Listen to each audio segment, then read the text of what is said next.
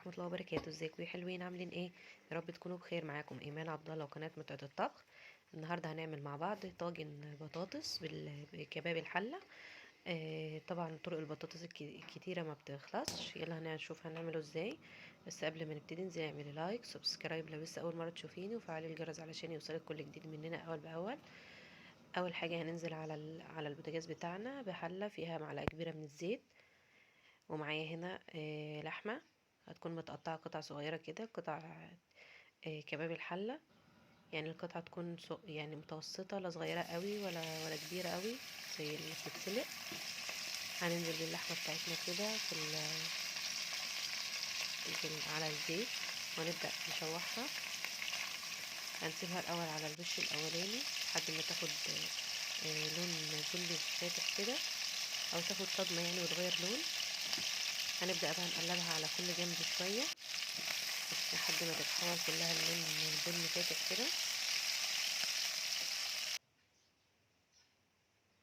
هنروح بقى للخطوة اللي بعدها اللي هي التوابل. معانا فلفل اسود، توابل فراخ، حبهان وبهار حلو ولورا. المقادير بالظبط هكتبها لكم على الشاشة. هننزل على اللحمة بتاعتنا بالبهارات كده ونديها تشويحة.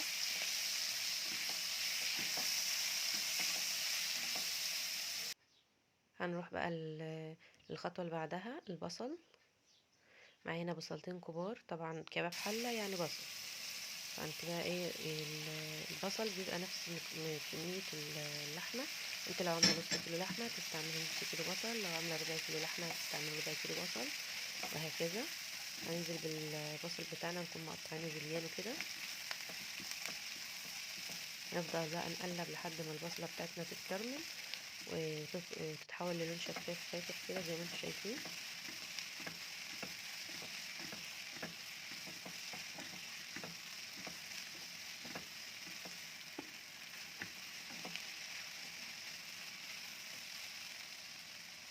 خلاص هنا البصلة بتاعتنا دبلت اهي، ده المطلوب.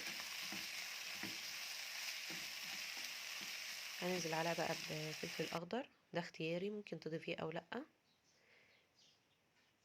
ممكن بقى حامي او بارد على حسب رغبتك. هننزل بالفلفل بتاعنا برضو نديله تشويحة شوية كده مع اللحمة.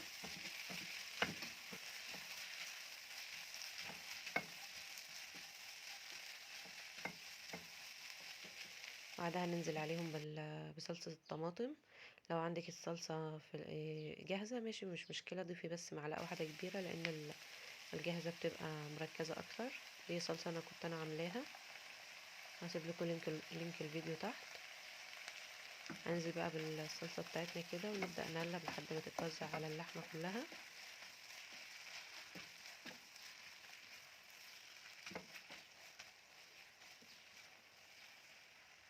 خلاص الصلصة اتوزعت. هننزل عليها بمعلقة من السكر. طبعا اي حاجة ننزل فيها بصلصة لازم معلقة السكر الصغيرة علشان الحموضة، وطبعا السكر كمان هيساعد في سوى اللحمة.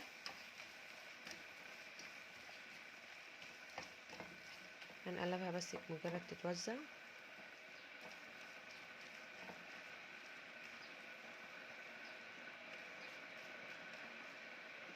وبعدين بقى ننزل عليها بالمية، والمية تكون مغلية، ما ينفعش مية ساقعة علشان اللحمة بتاعتنا ما تأستكش.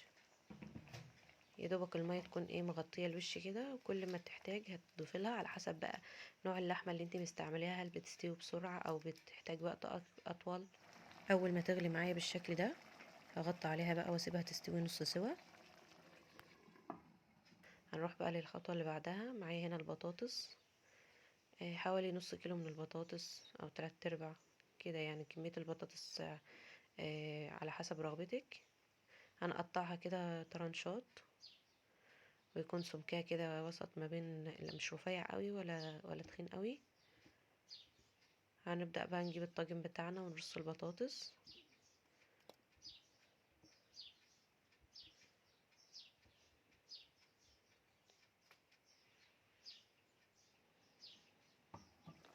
انا طبعا بقولك على الطريقة، انما بقى الكميات دي بتبقى اذواق. يعني في ناس تحب تزود البطاطس، في ناس تحب تزود البصل اكتر كده. تعرفي بس الطريقة والمقادير، المقادير دي بقى انت ممكن تزودي الحاجة اللي انت بتحبيها. يعني الطبخ ما فيهوش حاجة اسمها مقادير ثابتة يعني. المفروض ان ايه بتعملي الحاجة على حسب ذوقك يعني.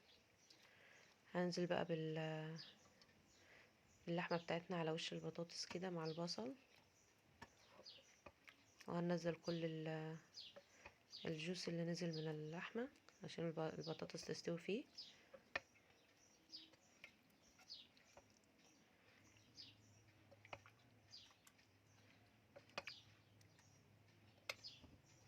بس كده هنغطيه بقى بفويل وندخله الفرن. الفرن يكون بتاعنا سخن من قبلها.